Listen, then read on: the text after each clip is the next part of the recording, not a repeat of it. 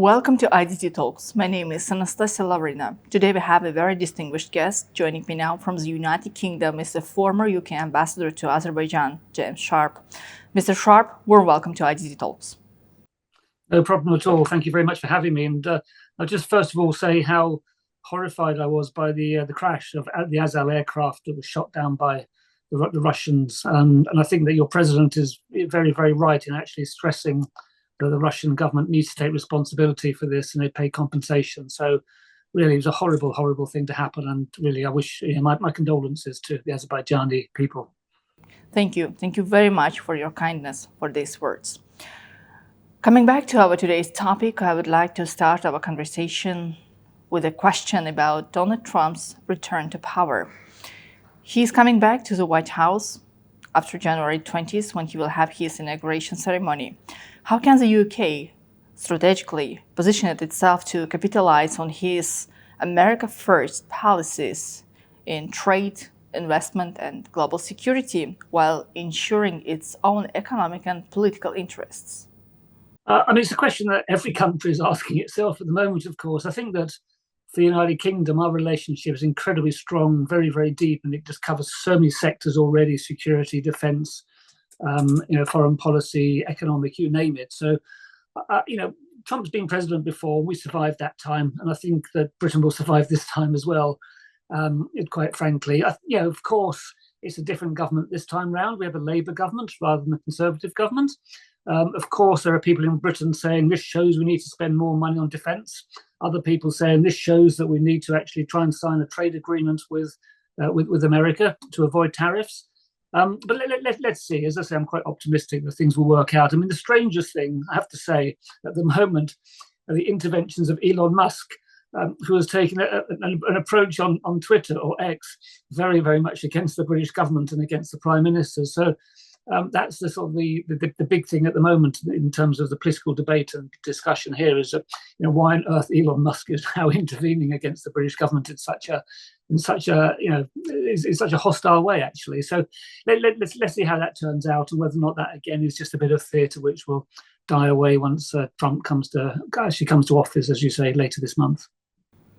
Yeah, that's right. We all now have to work with Donald Trump as his second term, his presidency. Therefore, but there are still some differences, different approaches to the global issues, which Donald Trump's already demonstrated in his official statements and his publishing on the official social media platform. We should refer to his recent criticism of the UK's energy policy, including calls to expand North Sea oil and gas production while eliminating wind farms. How should the UK balance its energy policy, its energy needs, its policy related to the green issues with all of those statements made by the US President-elect Donald Trump? If I'm honest, I suspect the UK government will completely ignore those comments. We have a very, very firm policy on the energy transition in the United Kingdom, which, as I say, has been developed by the new Labour government.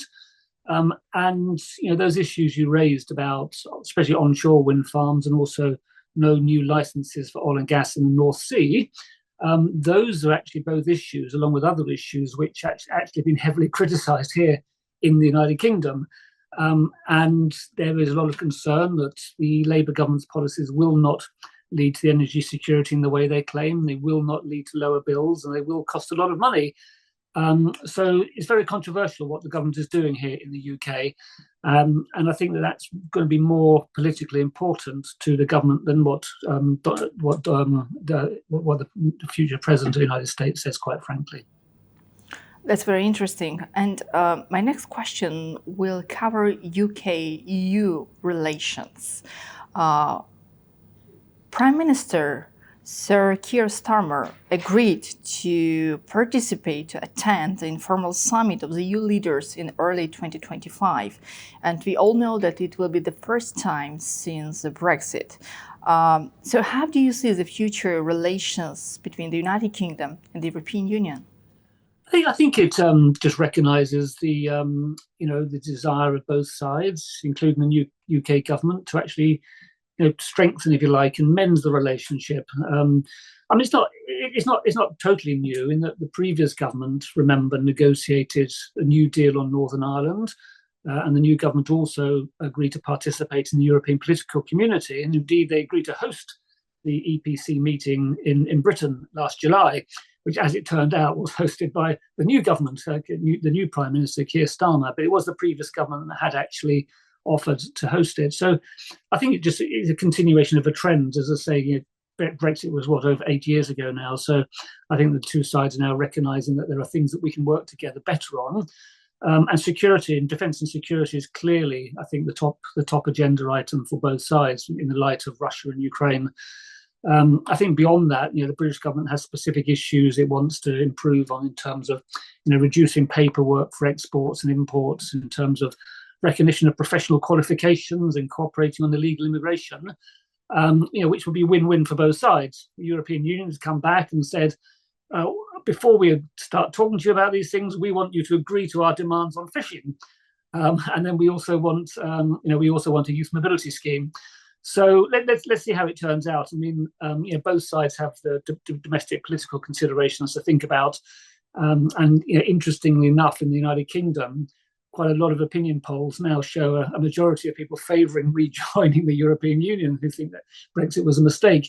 But that doesn't mean that the government can actually go ahead quickly and develop close relationships. But it's still very, very politically controversial, the relationship with the EU, and could be exploited by politicians very quickly. So let's see, step by step. But it's positive, I think. But I'm cautiously optimistic. Yes, it seemed that the decision of the United Kingdom to have more close relations with the European Union somehow coincide with the new policy of the United States of America, which we will see definitely after Donald Trump's return to the White House. One more question about the policy of Donald Trump. You have a great experience being an ambassador of the United Kingdom to Azerbaijan before. How do you see the perspectives for United States-Azerbaijan relations in the near future after Donald Trump's appearance in the White House? How do you expect a potential second Trump administration to approach the situation in the South Caucasus? Well, it's a great question. I'm like everybody, I'm not entirely sure whether or not he sees the Caucasus as an issue of importance to America in itself. I don't know. I think my expectation would be that he would look at it through the lens of things that he is particularly interested in. China is one of those, so the whole role of China in the Caucasus and Chinese investment might be of interest.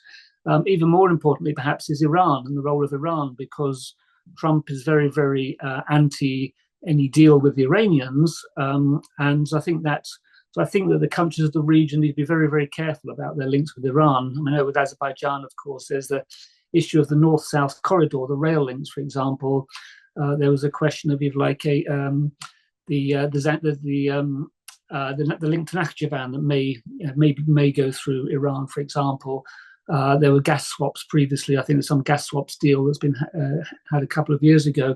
So things like that, I think Azerbaijan needs to think carefully about its relationship with Iran, but also not just Azerbaijan, who I know has a quite transactional and sometimes difficult relationship with Iran. I mean, Armenia, of course, sees Iran as an ally, and I think that could also be potentially problematic for them. So I think that those are the sorts of issues, and the other big picture of issues, if you like, might include, for example, what happens in Russia, Ukraine, and how Trump actually deals with the whole Russia-Ukraine issue, and also the relationship with Turkey, because of course, I think he respects the Turkish president. I think he respects what's happening in Syria and Turkey's role there.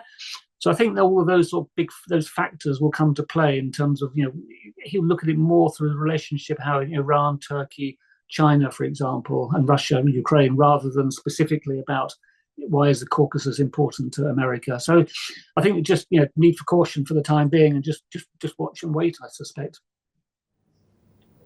Right. You mentioned trade relations, transport communication in the region, and I do have to ask you a question about Zangezur corridor.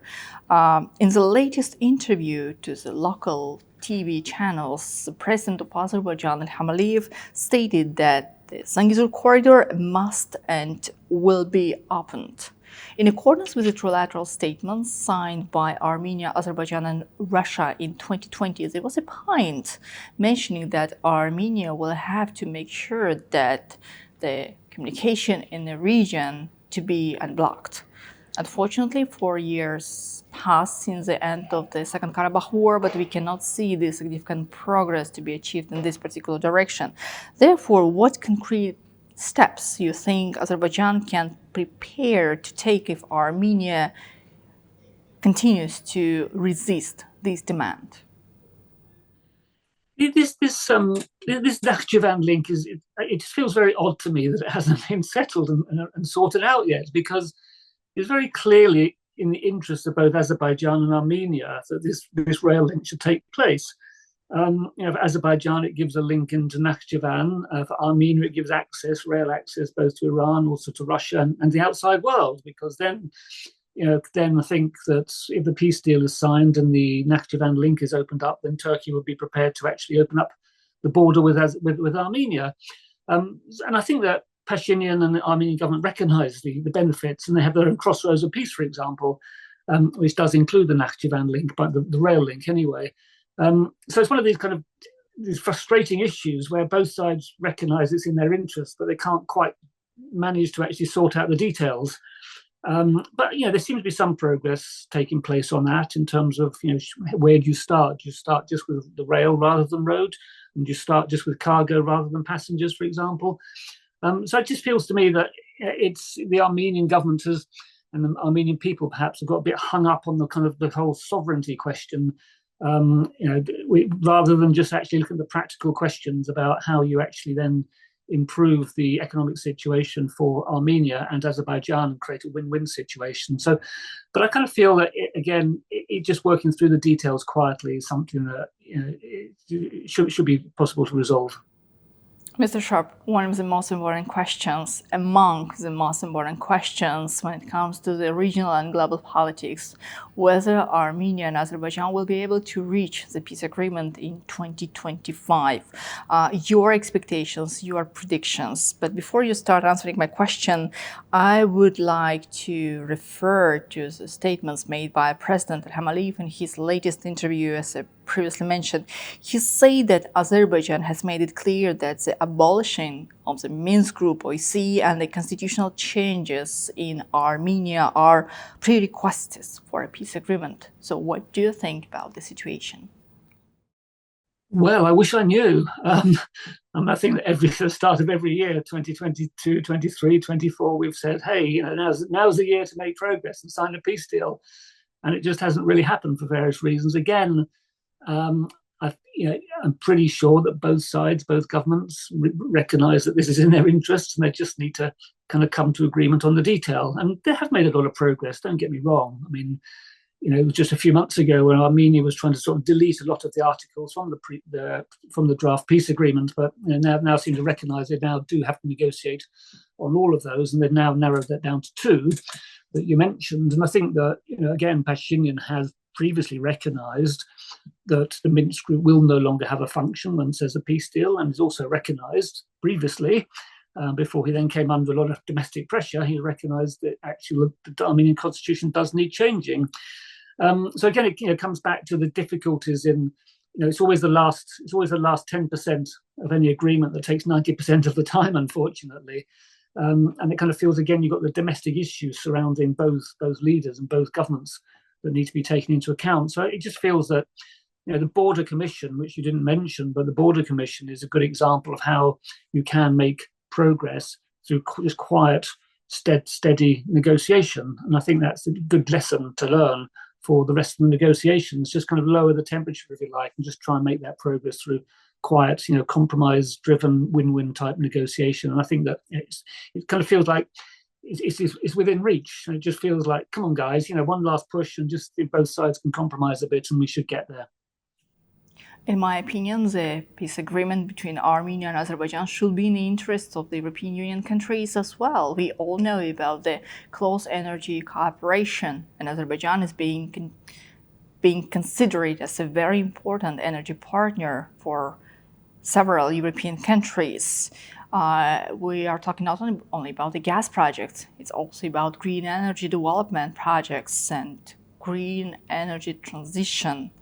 Azerbaijan had a very successful COP29, which was held in Baku in November.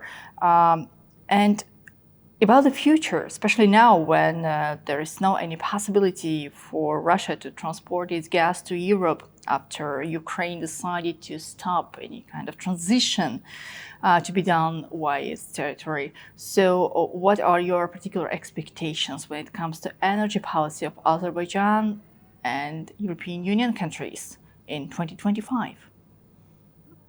Sure. I mean, you're absolutely right that the closing of the Russian Druzhba pipeline into Hungary and Slovakia across Ukraine has given Azerbaijan some great opportunities. And I know that it's now supplying gas to a lot more sort of Central and Southeast European countries than previously, which is very, very positive in terms of the relationship with the European Union, of course. And I know that all those EU member states are benefiting from it. And the European Commission, of course, very much welcome Azerbaijan's participation and its role. I think the issue is now, Azerbaijan has said, look, we're willing to double the capacity of the Southern Gas Corridor. What do you think about it? And so you've got some European countries saying, yeah, we love that idea. But the trouble for the European Commission and institutions, they're kind of caught in the middle of recognizing the short to medium term, the EU member states need this gas from somewhere. But in the long term, of course, the Green Deal says we sort of want to decarbonize our energy systems. And so for Azerbaijan and for the companies involved, they need those long-term contracts. They need those long-term financial commitments in order to allow the go-ahead of the doubling of the capacity of the Southern Gas Corridor. So I think you've kind of got that problem between the two sides where the EU, the Commission, can't really commit to providing those long-term contracts and those long-term financing deals, and so that needs to be worked through, if possible. I don't know, because now we have a situation where Donald Trump, again, that man, is saying that he wants to massively increase the amount of gas and oil that is produced in America and exported, i.e., create more LNG markets in Europe. I think Qatar, LNG from Qatar is also a lot more of that is due to come on stream as well quite shortly. So, whether or not there will be a long-term market for increased Azerbaijani gas, I'm just not sure. And I think that'll have to be worked through at expert level. But then beyond that, you do get the question, which I think you alluded to, about green energy and Azerbaijan's role. And I've seen the sort of signature of agreements with Kazakhstan, Uzbekistan, for example, for increased production of green energy and Trans-Caspian links and things like this, and electricity links through Georgia and under the Black Sea to Romania and Bulgaria, perhaps. And so I think, again, those are really very, very interesting areas which are worth exploring and sort of fit in as well, if you like, to the whole concept of the middle corridor, which people have been talking about a lot, which is, generally people talk about that in terms of the shipment of goods. But you can also look at it in terms of this energy, a middle corridor for energy, green energy as well. So I think all of those themes need to be explored further, definitely. And I'm sure the European Commission are very, very happy to talk to Azerbaijan and Kazakhstan about that. Yeah, that's right. Unfortunately, there was no any single approach when it comes to energy on behalf of the European Union. It happened before the situation between Russia and Ukraine. We could see some significant troubles the countries faced due to the absence of a single energy policy of the European Union. And now when it comes to green energy transition, we can see the similar situation to appear again. That's a real problem. So my last question for tonight's interview, what are your expectations from 2025 when it comes to the future development of cooperation between the United Kingdom and Azerbaijan?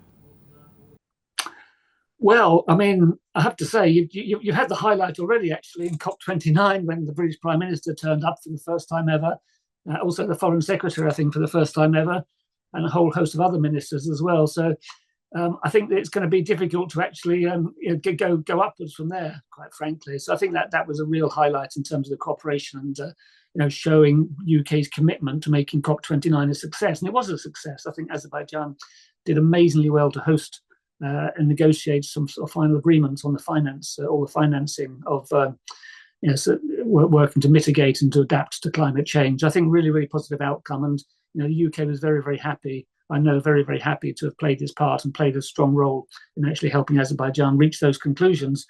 So I think that I'm sure that one of the priorities for the government and the embassy will be to continue that cooperation and that support, because technically, of course, Azerbaijan's presidency of COP runs until COP30.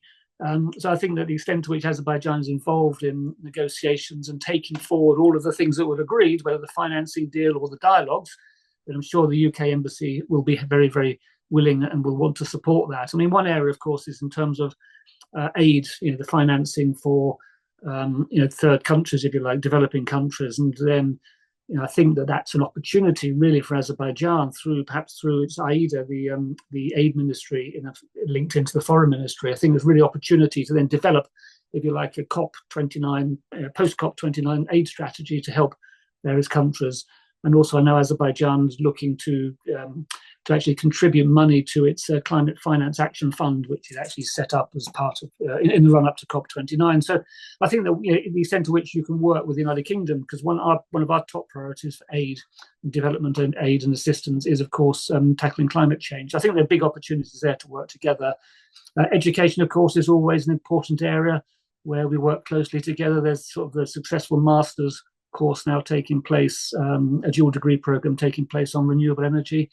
Hundreds of Azerbaijani students come into the United Kingdom every year, thanks to the state scholarship program. So we're very, very grateful for that, of course. And I do tend to, try to meet some of those students here in London. I'm sure the embassy will also want to continue its support, which we started a few years ago on demining, helping Azerbaijan with the demining to allow the return of displaced people to go back to their homes in Karabakh. So again, very, very important area of cooperation. So a lot of areas, a lot of things that we can do together, there's no doubt about it. And obviously hoping for a peace agreement. We just talked about the hope for a peace agreement between Azerbaijan and Armenia, I think will be quite a big focus on the political side. I mean, the one thing I would say is that the government, I suspect the Foreign Office will be a bit distracted by what's happening in Georgia. That's been a big, big issue. Sort of changes to Georgia, the elections and what have you, the arguments and the political demonstrations taking place there. It's been a big shock to a lot of countries. And the United Kingdom has put a lot of effort and a lot of time and money and resources into supporting the Georgian transition and embedding them into the Western structure. So that's now no longer happening. And that's going to be a big issue for us. And then as regards Azerbaijan, I have to say, I do think that the difficulties of the civil society and independent media are facing at the moment in Azerbaijan will unfortunately limit the amount of cooperation that the British embassy can participate in Azerbaijan. So, because we like to sort of run projects through NGOs, for example, and like to support the independent media and what have you. So if those opportunities don't exist, then of course that's going to make things difficult for the embassy and the British government to engage more thoroughly. Well, Mr. Sharp, thank you. Thank you very much for joining our Talks today. You're welcome. Thanks very much.